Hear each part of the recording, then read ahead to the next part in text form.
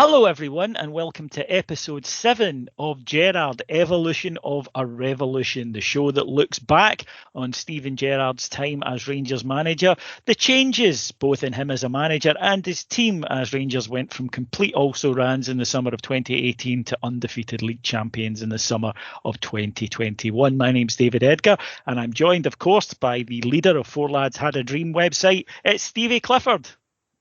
Hi, David. Hi, everyone. I'm actually just sitting chuckling away, David, when you said episode 7. I think we set out, and the first idea we had was maybe 4 episode maximum, and the reaction from everybody has been sensational, and the fun that we've had doing it. You know, it wouldn't be worth it if it wasn't for the feedback and everybody listening. So huge thanks to that. But it's a real privilege to be here to do this and to discuss the manager himself. And we're getting to the good part, David. Not that everything hasn't been good, but we're about to talk about, Rangers title winning Rangers and title winning Steven Gerrard. Well, we are, but before then, I'm sorry. I feel bad now. I feel like a parent who's told their kid that they were getting Pizza Hut only to find that it was a salad. I feel really bad because before we get into that, I think that we need to talk about cups. And the reason that came to the fore at the part of the season where we are, because if you've been following the show till now, you'll know that we've just won the title, was that there were a couple of targets left, one of which was achieved, one of which was not. And we'll start with the one which was not, and that, of course, was to win the Scottish Cup. Now, Rangers' record under Steven Gerrard, as we've discussed in previous episodes, has not been good in Cups. Rangers have really struggled, I think, to put together decent Cup runs. In the first season, we lost Aberdeen in the League Cup semi-final when we had to play Umar Sadiq up front. The now 40 million Umar Sadiq rated, apparently, according to Transfer Gossip, after Alfredo Morelos' suspension and Kyle Lafferty being cup tied, meant that Rangers had to go into that match really without a recognised striker, apart from the untried Sadiq, who hadn't played a league match and wouldn't, in fact, play a league match for Rangers. Later that season, we had a very tough cup draw for us. You'd have to say we had Kilmarnock, beat them at Ibrox after a replay. We had Aberdeen, whom we drew with at Pittodrie, not playing well at all, and then lost in a very poor match at Ibrox to get knocked out of the cup. Year 2, and it was a case of, well, could Rangers continue to grow and do better? We reached the League Cup final, which we'll discuss, to lose, unfortunately, but still lose to Celtic. And then we're knocked out of the Scottish Cup at Tynecastle after a dreadful performance against the Hearts side that really has come to epitomise the second half of the year collapse. This year, however, things seem to be looking up for Rangers. Celtic's 12 trophy run had been broken by Ross County at Parkhead in a huge shock. However, Rangers went out to St Mirren in the quarterfinals in a match that we've discussed previously. And again, Rangers had taken care of Celtic ourselves this time, and we had another home tie against St Johnstone in the quarterfinals. Rangers very confident of. The week before, earlier in that week, it was 2 games within a few days, we travelled to Perth to play St Johnstone, fielded a much changed side, drew 1-1. Your boy Scott Wright scored his first goal for Rangers, but Rangers gave away an atrocious penalty in the dying seconds for St Johnstone to get an equaliser. However, I was incredibly confident going into that match against St Johnstone at Ibrox, and Rangers just did not perform. Made very few chances. Alfredo Morelos hit the post. However, in extra time, 116 minutes, Joe Aribo with a delicious ball, and there, of course, was the returning skipper, James Tavernier, and he puts us through to the next round. Well, he doesn't. In the last minute, Rangers concede a corner. St Johnstone send up their giant goalkeeper, Zander Clark, for reasons I still can't get my head round. Nobody thinks to mark the enormous man in the luminous green jersey who was literally standing unmarked in a 6-yard box. He wins the header. It's tapped over the line by Chris Kane, and it goes to penalties. And I haven't met a Rangers fan, Stevie, since who thought when it went to penalties we were winning. And of course, we didn't. A very disappointing penalty shootout for Rangers, and we end up going out of the cup. St Johnstone, of course, go on to win it, to add a double cup. So well done to them. But from our point of view, these 2 cup competitions hurt, because more so maybe than previous years, because I think that we felt certainly the League Cup was there for the winning, and the Scottish Cup, again, when you've taken care of Celtic, you have the right to feel as a Rangers side that you are the favourites for the Cup. You've got a home tie in the quarters.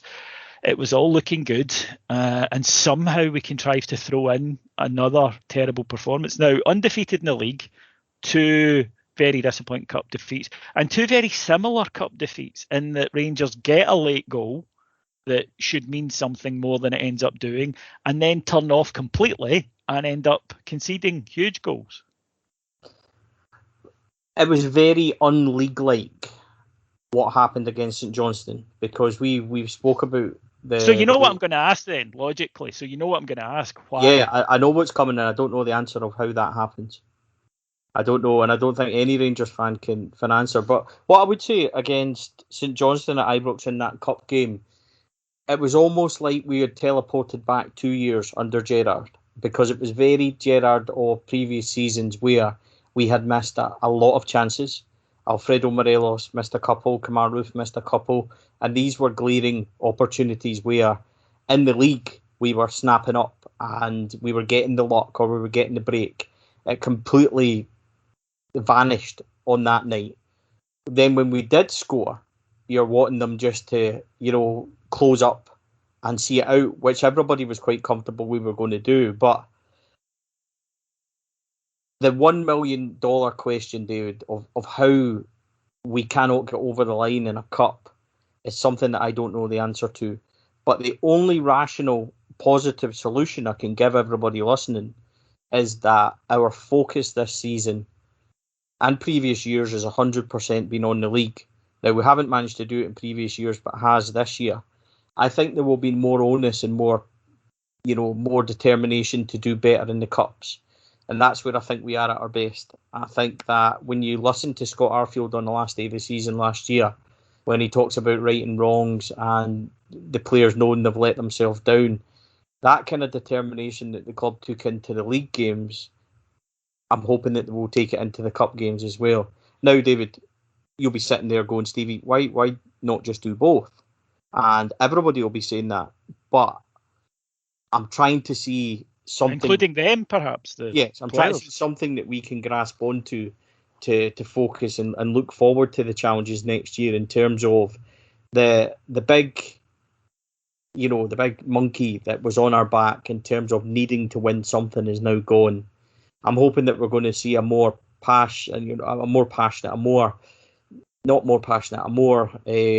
controlled Rangers team in terms of being a wee bit more confident in what they're doing. We're champions. So we're starting from a position of strength immediately. So there shouldn't be a nervousness around having to produce for the support and for the club, because that bit is done. It should be a case of cementing the legacy that they've created and believing in themselves a wee bit more. Because that little bit of doubt that they might have had should be gone now.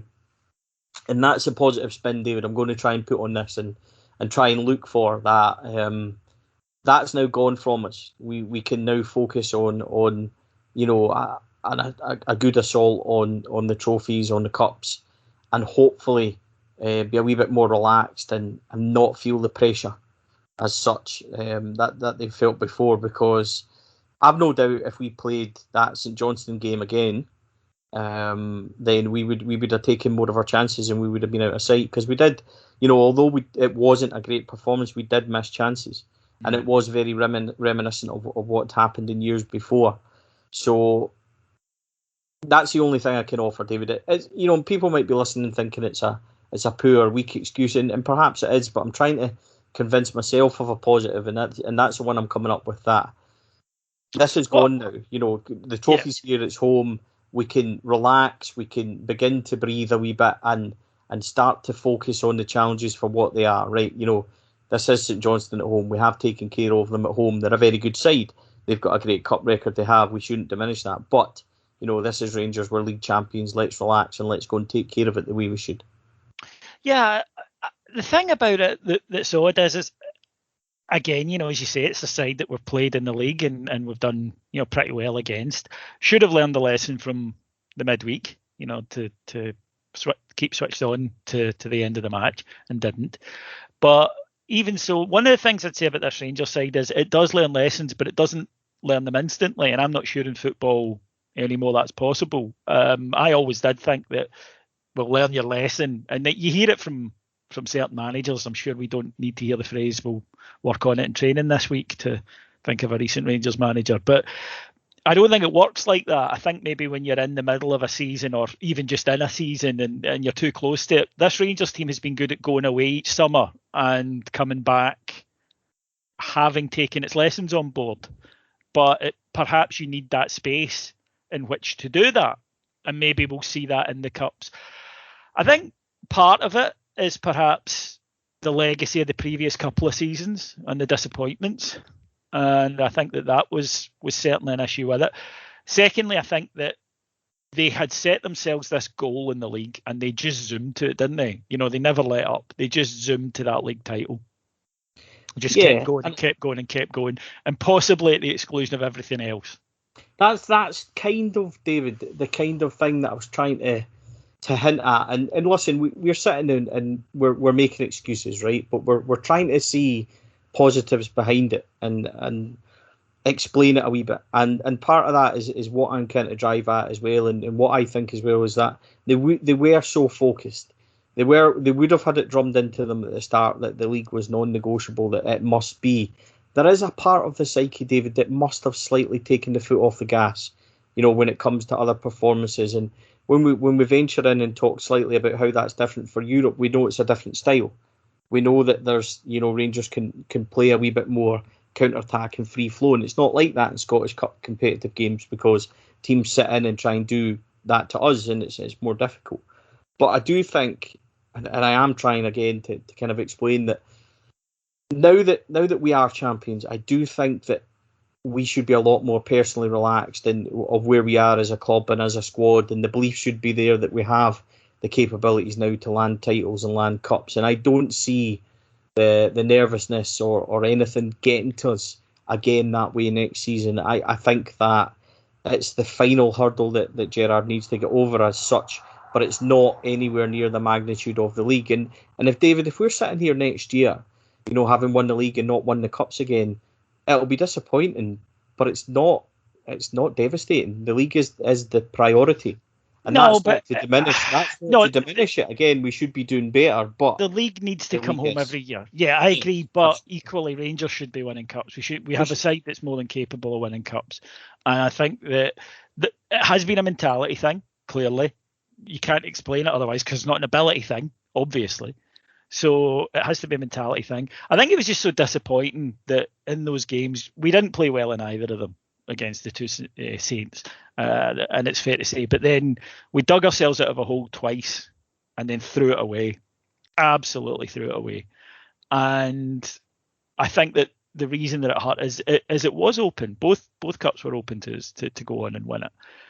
And we didn't manage to do that. And I think that was just hugely frustrating. And I do wonder if it was the switch of mentality that in the league they played with a freedom of, well, if we get this wrong, then we've other games to make up for it. Whereas in the cup, they knew, well, one chance and we're out. Really, I don't understand.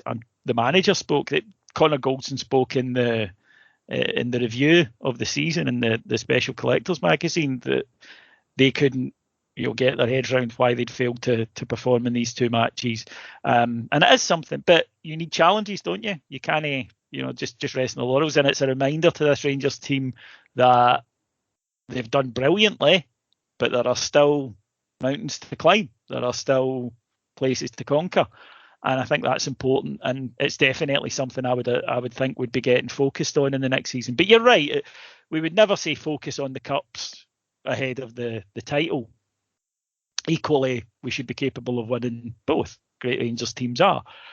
And certainly, when the League Cup comes around, there will be more pressure on them than perhaps usual. But that comes with the territory of playing for Rangers. Well, that then left us with the undefeated thing to play for. And it did mean something to us, Stephen. It did mean something to me. I'd rather have had the Scottish Cup, but it's not a cake. You don't get to meet the devil and make your choice. You can't have one or the other. So when the Scottish Cup was gone, I thought, no, I really want this. And I wanted the the record for clean sheets and least goals conceded. I wanted all of it. That might be selfish, but we're Rangers fans. Yeah, and I think the key thing is that we should want all of it. We should always strive for the very best. As you said, it is Rangers, so I want trebles, I want doubles, I want good runs in Europe, I want to be challenging at the latter stages. So when we didn't manage to do the cup, and as disappointing that is, the focus then switches immediately to the league performances. And I have to give the club a wee bit of credit, David, because the players did bounce back, just like they did against St Mirren. They didn't allow it to kind of peter out or disappointingly drop away. So we ended it strongly, and there was a few very good moments and a few very good results. But what I would say, David, is before we leave the kind of cup behind, and this, we talk about the evolution of Steven Gerrard and changes. I wonder if Steven Gerrard will be looking at himself and how he approaches the cup competitions, and if there's major changes between what he does in the league and what he does in the cup, and whether or not he'll be addressing them personally, because as well as I do that he's very truthful with us and with fans, with the media, and he is very quick to point out where he thinks he can do better and where he thinks that he needs to change his approach. So I wonder if we'll see a different approach to cup competitions next season in style, and that Rangers might, in the case of some league games this season, we went out and won them immediately and straight away, and went out with that kind of determination. I wonder if we'll change our approach, and that's something, David, in the evolution and where Gerrard's taken Rangers and where he's taken himself as a manager. That's something I'm looking forward to seeing. Yeah, and we've gradually. I think Europe, right from the start, this team, or the teams, because it is a different team now. It's evolved. That's the whole point of this show. But it grasped what you needed to do. It grasped how to set up for those games. Leagues, stamina, perhaps, mentality. It learned. Cups, the final frontier, to quote Star Trek, much to the pleasure of our friend Cammy Bell, who is a big fan. So, yeah, it's an interesting thing. But it annoys them. And it annoys the players, and it annoys Gerrard in particular, that this is something that they're desperate to conquer. The nearest, of course, we came was that League Cup final against Celtic, when we were unfortunate, but we didn't win, and that is all that matters in a cup final. But speaking of Celtic, they would come to Ibrox. Now, they had very little left to play for at this point. They had nothing left to play for at this point, but they could be the team who ended Rangers' undefeated record, preserving their invincible status from a few years ago under Brendan Rodgers. They came to Ibrox and were giving it a little bit of chat in the media beforehand. John Kennedy might have claimed to have been misquoted, but he did suggest that on their day Celtic were still the best team in Scotland. This kind of seemed to really irritate the Rangers players. Borna Barisic describing it as the biggest joke I've heard all year. And Rangers would then go out on the park, Stevie, and leather them. Yeah, David, and it was the result that we'd been longing for. I think that's fair to say, because the season's had everything. It's had the unbeaten runs, it's had the big moments, it's had the victories at Parkhead, it's had the big victories in Europe. The one thing we were lacking was taking their pants down and giving them a bit of a spanking. Now, you and I both know that something we've discussed before, which is pivotal to Gerrard and the way we've done it. The game in September and the cup game at Ibrox were very similar, because Rangers raced into a 2-0 lead, and when you were just asking them to take the handbrake off a wee bit and go and get more goals, which was well within them, they managed the game out, which is perfect, because we've discussed where we've came and the evolution of Gerrard tactically and Rangers as a team. That highlights just how well we were able to carry that out. Whereas this time, I thoroughly believe, and it might be my heart speaking as a Rangers fan, but if Borna hadn't been injured in the last 20 minutes and we were about to bring on Defoe and Hadji a bit earlier, I thoroughly believe that Rangers would have got a couple more, because they were dead on their feet.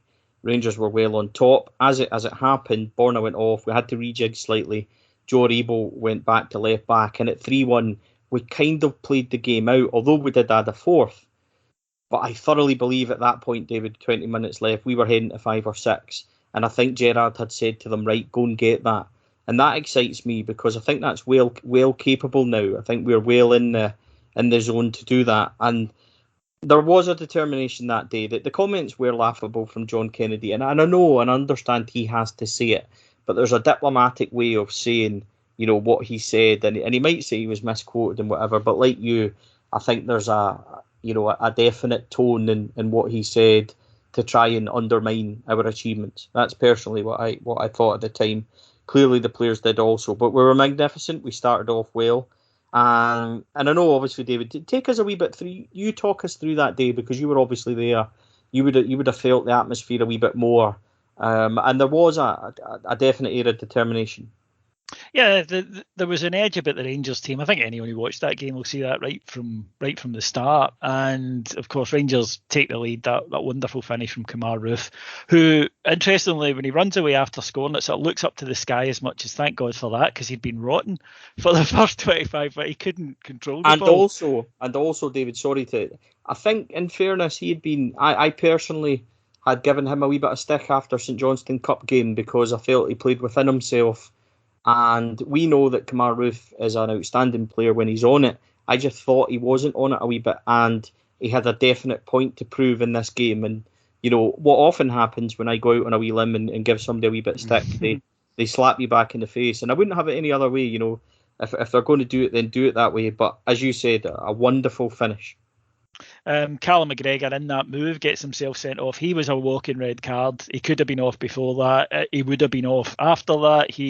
I don't know if he didn't want to be there or whatever, but he crowned probably the worst season a player's had since any member of that 2014-15 squad at Ibrox over a year to go off. And then Celtic, they got a goal back, interestingly, from Edward, but even then you could tell he gave up. Alfie scoring that goal, we all said when he gets one. And he just goes and proves it straight away by adding that beautiful second. And then in the second half, you're right, Rangers just kept going. You could sense the urgency. You could sense that the players wanted to do that. You could tell that they were very much in the zone and wanted to hand it a beating. I suspect, because there's still, no matter how big a game it is, it's still a surreal atmosphere, even after all this time, when you're in a ground and there's nobody there. And that day, there's more noise outside than there is inside. I think if the Rangers support had been there that day, it would have been about 6 or 7. I really believe that. I think Rangers would have absolutely annihilated. I think the crowd would have rolled them on. But delighted to see Jermaine Defoe get that goal and to see how much it meant to him when he scored that goal. He really, really wanted that. And it was a lovely moment for every Rangers supporter. And it meant then the last game of the season against Aberdeen would, of course, be title day. We would get the trophy, all the emotion of it. A wild day at Ibrox Stadium that day. Well behaved, by the way, before anybody who's listening in tries to think that I'm saying I'm not, because there were thousands and thousands of bears. They were well organised. I thought the Union Bears in particular did a very good job of making sure everyone stayed where they were supposed to stay. I mean, some people climbed up lampposts, of course, but don't talk about that. Spider-Man Remember what started. I said to you? That I don't know about anybody else that sees that picture, but even to this day now, that still gives me severe anxiety. Well, I just think that the journey started in 2012 with a Spider-Man at Brecon, and it ended with a Spider-Man outside Ibrox, which was fair. We welcomed Aberdeen that day, and Rangers just horsed them. Went to sleep a bit in the second half, but then woke up and added another couple of goals for a 4-0 tanking of Aberdeen. Alan McGregor, hilarious as always. Rangers not conceding meant that they did achieve that record of most clean sheets, and only 13 conceded, beating the previous record, which is ridiculous. But he was asked afterwards on an interview on Sky, it seemed like you really wanted a clean sheet, and being Alan McGregor, he went, at times I thought I was the only one. Just as he's about to go pick up a league trophy. Absolutely brilliant. But Stevie, 13 goals. 13. I mean, over a season. That's ludicrous. Yeah, and it also beats a British record, which was 15 held by Chelsea under Jose Mourinho, and the famous, parking the bus, the Carvalho and Terry, Albert Ferrer, I think, was at right back, and Wayne Bridge at left back, which was a phenomenal 4. So it shows you how good Rangers have been. The funny thing is, that Aberdeen game, they missed some unbelievable chances. So we did have that luck at times in that game, but Rangers were ruthless in front of goal. And this kind of goes a wee bit back to the St Johnstone game, where I think had that St Johnstone Cup game been a league game, those chances that fell, particularly to Alfredo and things, we would have tucked them away no problem. Whereas in the league in that game, the chances we had, Kamar Roof's finish, Jermaine Defoe's finish, lovely strikes, both relaxed in front of goal, taking their opportunities perfectly. I can't help but think that there was a slightly different, kind of feeling towards those opportunities. But, a great day, David. And even then, you know me and the listeners will know me, but I was concerned going into that game because you get to the point now where you don't want to lose that. You'd never want to get to the last opportunity and then kind of fall at the hurdle. So Rangers were very good that day. As you said, sleeping for 15 minutes or so in the second half. But the ability to inject some life from the bench and then go on from there and kick on, scoring some good goals. And that's twice this season. Aberdeen have come to Ibrox and we've beaten them 4-0, and that shouldn't be overlooked either. So, perfect ending, and especially after going to Livy during the week and beating them 3-0 as well. We had a very good performance that night. And goals from Kane and it in a tap penalty. Aribo at left back again, filling in superbly. So he was they have brilliant finished that night. it. Yeah, they finished the season really strongly, David. And overall, when we look back on it and in years to come, this squad should be given the highest accolades and the biggest adulation, because this was a pressure year coming off of the back of where we were. If you go back to the episode 4 of this podcast series and we look at where we were picking up from and what we were dealing with, to go on this phenomenal run, like they have league-wise, to bring the title home, to perform the way that the players have, and see it through the way that the players did. We lost 3 games in 56. Just a phenomenal effort. And next season and the seasons that follow, when we do drop points and we do lose games, which inevitably will happen and will come, I think we'll realise just how incredible this season has been.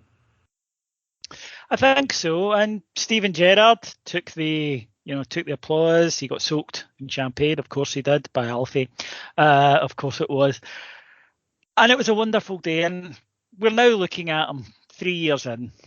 Now, the man who arrived, this legendary figure, well, that hasn't changed. He will always be Steven Gerrard. That will never change. But I don't think we look at him now as, oh my God, that's Steven Gerrard, the famous footballer. I think Rangers fans at this stage look at him as that Steven Gerrard, Rangers manager. And that is a subtle but different and important change, I think, Stevie. I think that shows you that he has grown into that role, because there's a lot more to being a Rangers manager than just building a successful team. That's the number one requirement. But you carry a lot of hopes, dreams, and also responsibilities to the way that you conduct yourself. And that, I think, is something that we've been very, very fortunate that here was a man who arrived and immediately just got all that. He didn't have to learn it. It wasn't a shock to him. He didn't resent it. He accepted this is a part. You even want it in simple terms. It's quite clear that Steven Gerrard would be a tracksuit manager. But at Rangers, we don't do that. You shirt and tie and suit. And no grumbles, no complaints. He just got, this is what we do at this club. Yeah, and I think he did. And I think that the setbacks he had, David, every time he's had a setback, he's responded to it stronger. And I think that is really important in, how do I explain it? Steven Gerrard, when he came to Rangers, didn't come to Rangers as a Rangers fan. He didn't come to Rangers steeped in history or knowing the expectations. He had a fairly broad, idea of what it would be like, having coming from a football Man City and Liverpool, and coming from a huge club with fanatical fan base. But I still think in himself he maybe wouldn't have expected it to be like it was. And what he's done is that he has revolutionised his own style and his own love for Rangers along the way, if that makes sense, because he's now one of us. He acts the way we want him to act. He talks the way he wants us to talk.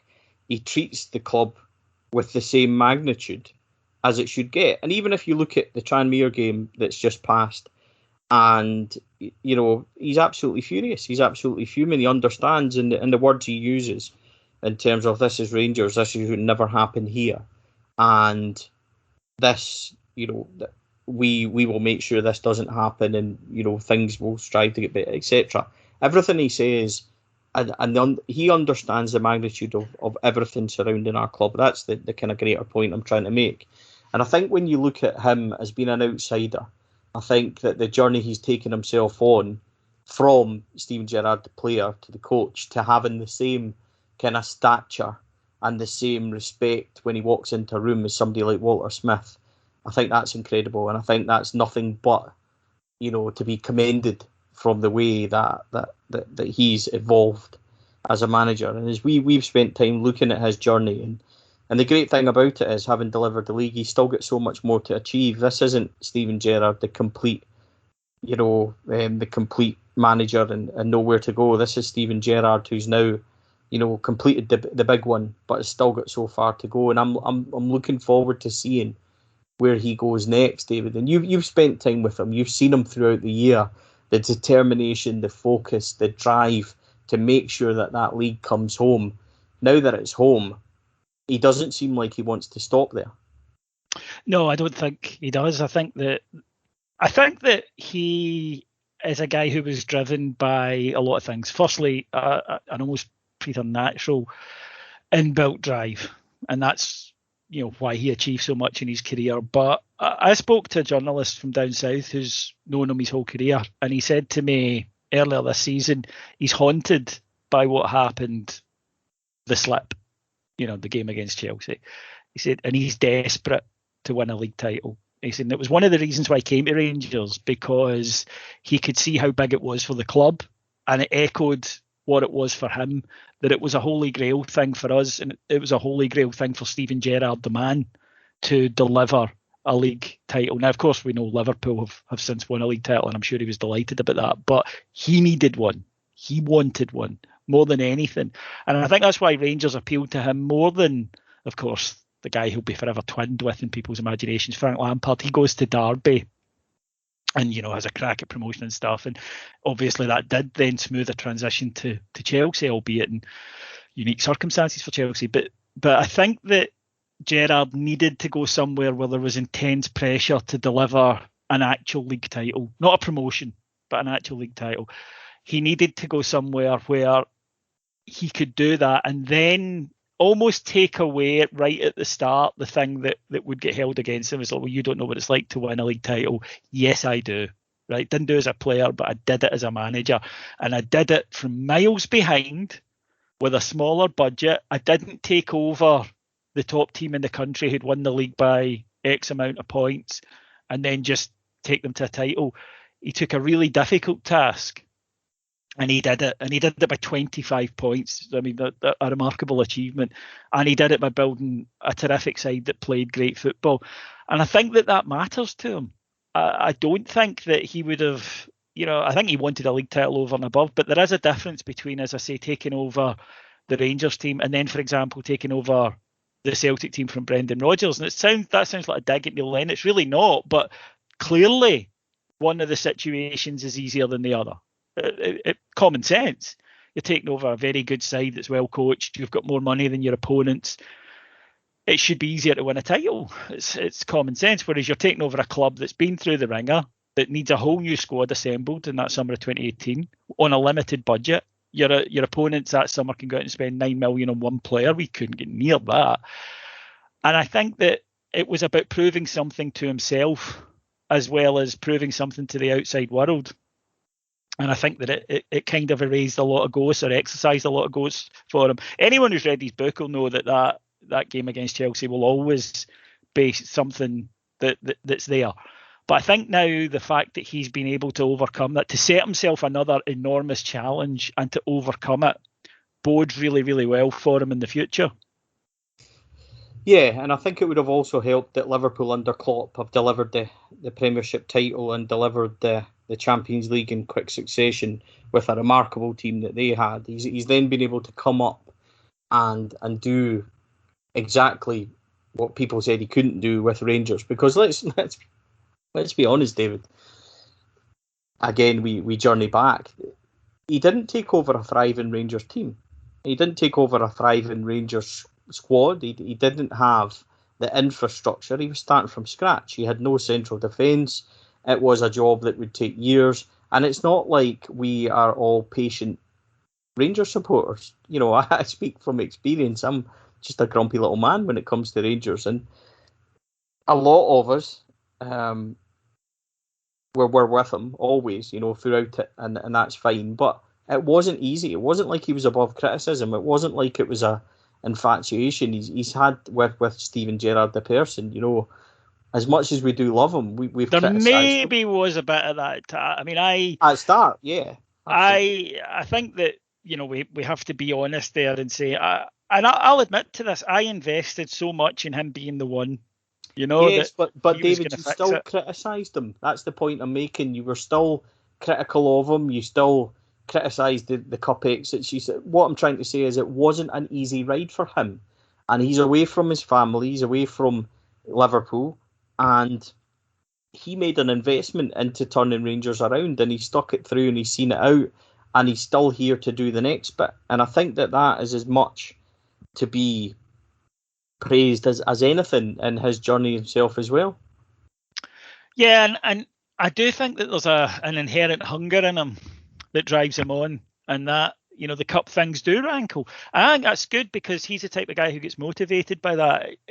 If you're satisfied at Rangers, you're going to struggle, and we've seen what complacency can do just across the road. And by the time you realise that you're in trouble with complacency, an awful lot kind of burnt down by then. It doesn't, very rarely do people notice it the first minute it strikes. It's only when you look around and say, wow, we're actually in a bit of bother here. And I'd like to think that his attitude and his drive will save us from that. How important is Mick Beale? I don't think you can understate it. I don't think that you can understate the influence of all the backroom staff, to be honest. Which, when you look at, you know, the calming presence, the more bubbly character that Gary McAllister is, we've spoke about this before, about how fun it is to speak to him. He's the yin to Gerrard's yang, if so to speak, where, you know, for Walter there was Archie, now for Steven there's Gary. And then behind them, you've got Mick Beale, who is the tactical masterclass in terms of the way he sets teams up, the preparation, the work that he does on the training field. I've been fortunate enough, David, to see a couple of years ago, I think you might remember, I got the squad picture taken and things like that. Mm-hmm. We managed to sit and watch 10 minutes of training before we were told that we weren't allowed to see anything else. Mm-hmm. And it was, see, for 10 minutes, it was fascinating to speak to Michael Beale. Adam's obviously spoken to him before. I've spoken to Mick a couple of times. He's very approachable in terms of fan media, and he likes what we do. He likes to know.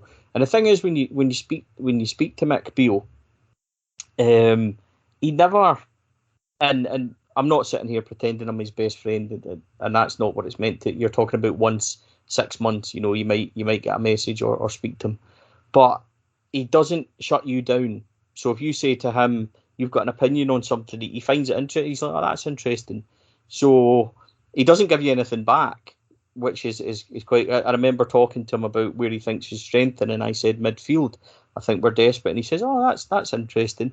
And it was no, oh, well, it doesn't, you know, it doesn't work like that. But I get the feeling that he's interested in what you have to say, but he's got a determination, and he's obviously hugely respected. And it's funny when players come up, and when you think about the likes of Joe Aribo, Ryan Kent, even guys like, you know, to a lesser extent coming up this year, John Lundstrom's mentioned it and things like that. He talks about Mick Beale.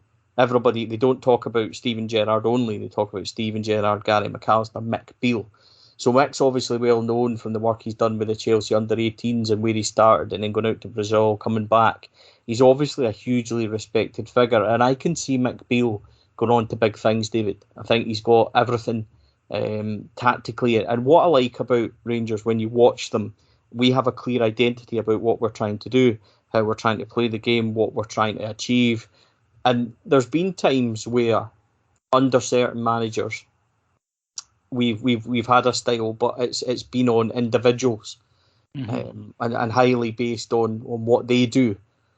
It's not like that. As Rangers are a fluent team, we're well built and well organised. So in terms of your question, how valuable is Mick Beale? I think the answer is massive, especially for Gerrard, who was a complete rookie.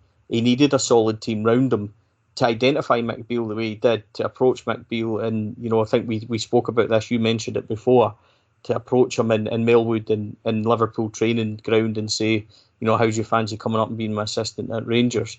Or head first team coach, so to speak. But a masterstroke by Gerrard. Hugely, hugely important. Mick Beale's probably as important to Rangers as Steven Gerrard is to Rangers. That's how highly I value him. I don't think that's unfair. And listen, I think that it's one of the great things. A manager I really admire, despite some of the things he says at times, but as a manager is Sir Alex Ferguson. And he was, I think, brilliant at delegating and not feeling the need to do everything himself, and recognising that some people had strength that he didn't have, i.e. he would bring in, Queiroz or McLaren or whatever, and they kind of took command of the coaching. But it was still his club, and it was still very much stamped with his authority. And I think I recognise that in Gerrard, in that he has people around him who trust him, Tom Culshaw, he trusts Gary McAllister, Michael Beale, but he recognises what they're good at and he lets them all go off and do it. And I think that is important, because if you have a manager perhaps who doesn't do that and maybe thinks a little bit too much of his skills in one area, or is a micromanager or can't let people go off and do what they're good at without interfering and limiting them. And I'm not sure you can learn that. I think you have to just be confident enough in who you are and what you're doing to allow people to do that. And I think that Gerrard does do that with his staff, and then that lets us get the best out of what Michael Beale can bring to the club, what Gary McAllister can bring, what Tom Culshaw, what Jordan Milsom, what all of them can bring to the club. And I think that shines through to me a little bit, that's very much the case. These are guys who, at the end of the day, they still have to answer to Steven Gerrard, but nobody has a problem with that. They get that he's the leader, but equally he'll defer, if you like, at times, without being weak, but he'll defer at times to say, do you know what, this is your area of expertise. I'm secure enough in my position to let you go and run with that. I think the great thing about it, David, is as well as what you say there. See, when you talk about the team as a whole there, Steven Gerrard's very quick to say, to highlight the work of Tom Culshaw when it comes to set pieces and like organisation that way. Then they talk about Jordan Milsom, how fit people are and things like that. We are a management team. And that, everybody's got their expertise, everybody's vital to where it is, everybody's part of the evolution which is led by Gerrard.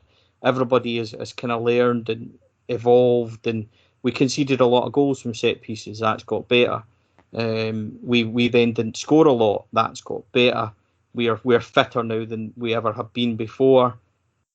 Tactically, we've learned lessons, and we've evolved the very structured 4-3-3 into being different thereafter. Also, everybody's came along with Steven Gerrard. Does that make sense? Mm-hmm. Everybody has started off from a position of not being rookies, not completely untried, but being put together as a team, and they've evolved into a proper management team. When Steven Gerrard goes, we will lose that management team, because I'm sure that if he goes to Liverpool, they will go with him and be his backroom staff. That's how important and how good they are, and how much he'll value them. So, we should enjoy what we've got. And it's also nice to have that squad. You look at things that have happened on the touchline. Tom Culshaw, David, I'm not arguing with him. No, You you know, shouldn't. I wouldn't either. And it's that kind of strength and unity and leadership from the management that when it comes, I don't for one second think, after Tranmere, and we're talking about Tranmere as being a friendly and minutes in the leg, and it doesn't matter. I'm not for 1 minute thinking those players went in and didn't get their arse severely kicked by that management team who understand completely what our requirements are. So it's only a positive for me in terms of, as much as we are Steven Gerrard, we're also like the management team overall. And I think that the way they've embraced the club, David, the way that they've all bought into it, the way that they have evolved through the years has been incredible and something that I'm really grateful for. I won't say it's the greatest management team that I've seen, because in terms of trophies and things like that, then it's not quite up there. But what I would try and say is, and a point that I'll try and make, is when you look back on great Rangers teams under Walter Smith, under Alex McLeish, etc., you tend to think of Alex McLeish and Andy Watson maybe, but you're constantly concentrating on the man himself. When we look back in years to come, and answer again to your question about Michael Beale and things like that, when we talk about Steven Gerrard, people will instantly go to Gary McAllister, Michael Beale, Jordan Milsom, etc. And I think that's how important they are. Well, folks, it's been a wonderful ride, but it isn't over yet, because Stephen and I are aware that undoubtedly we'll have missed stuff, or we'll not have got stuff into enough detail and stuff for you. So that's why we're going to have a Q&A show next week. We'd ask you to submit your questions. Various ways of doing that. You can tweet me at IbroxRocks. You can tweet Stevie, who's at Four Lads Had a Dream.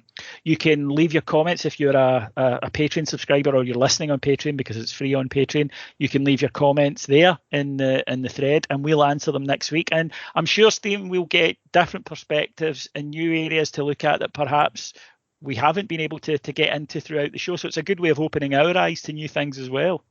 Yeah, absolutely. And it's always nice to have that interaction, because like you said, there'll be bits that we've maybe skimmed over, or points that people will have thought were vital in this journey. And when they mention it, David, will probably be like, oh, you're absolutely right. So encourage everybody to get involved. Doesn't matter how many you send in. If it's 2 shows on Q&A, then let's do it, because this has been a fabulous series to be involved in. The feedback that we've had has been incredible. The comments, the messages, the DMs, the posts on follow, etc. All of it makes it worthwhile. So this is your chance to, without sounding a wee bit wanky or a wee bit bad, that's not what I'm meaning to do, but this is your chance to come and join us and get involved in it. And I'm looking forward, David, to seeing what everybody's, points are, what everybody's kind of perspective is, what Gerrard can do next, what he's done well, what he hasn't done well. Bring it to us and we'll enjoy it. And it's a great way to end this part, David, of the evolution, of Steven Gerrard, because I would love to be sitting here next summer and me and you to be doing part 2 of this particular series. With the Champions League trophy this time. Well, obviously. I think that goes without saying. He's won it once. Yeah, and no goals conceded. I don't think it's that much to ask. Absolutely. Right, folks. Thank you so much to everyone who's helped. Thank you so much for the contributions in advance that we're hoping to get from you. Stevie and I will be back next week. And until then, stay safe. Take care. Bye-bye.